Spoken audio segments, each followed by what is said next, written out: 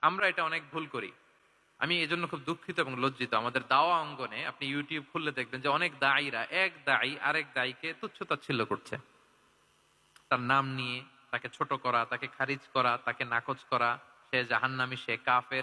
সব ইসলামের ঠিকাদারি উনি একা নিজে নিয়ে বসে আছে। আর বাকি যা আছে সব খারিজ। এইটা রাসূল সাল্লাল্লাহু আলাইহি ওয়াসাল্লামের দাওয়ার সাথে যায় না। বরং কেউ যদি কোনো ভুল কিছু বলে, ভুল করে, আপনি যদি মনে করেন যে না তার এটা ভুল, আমারটা সঠিক, তো আপনার নিয়ম হচ্ছে আপনি সঠিকটা প্রচার করা। তাহলে কেউ যদি ভুল করে থাকে তারও টনক নড়বে, বাকিরাও সঠিকটা জেনে যাবে।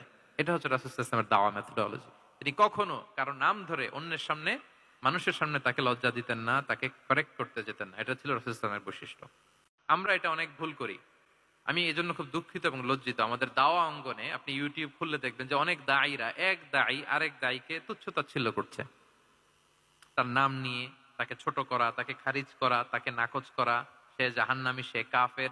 সব ইসলামের ঠিকাদারি উনি একা নিজে নিয়ে বসে আছে। আর বাকি যা আছে সব খারিজ। এইটা রাসূল সাল্লাল্লাহু আলাইহি ওয়াসাল্লামের দাওয়ার সাথে যায় না।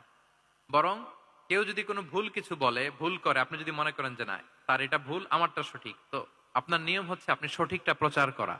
তাহলে কেউ যদি ভুল করে থাকে তারও টনক নড়বে, বাকিরাও সঠিকটা জেনে যাবে। এটা হচ্ছে রাসূল সাল্লাল্লাহু আলাইহি ওয়াসাল্লামের দাওয়া মেথোডোলজি। তিনি কখনো কারো নাম ধরে অন্যের সামনে, মানুষের সামনে তাকে লজ্জা দিতেন না, তাকে কারেক্ট করতে যেতেন না। এটা ছিল রাসূল সাল্লাল্লাহু আলাইহি ওয়াসাল্লামের বৈশিষ্ট্য।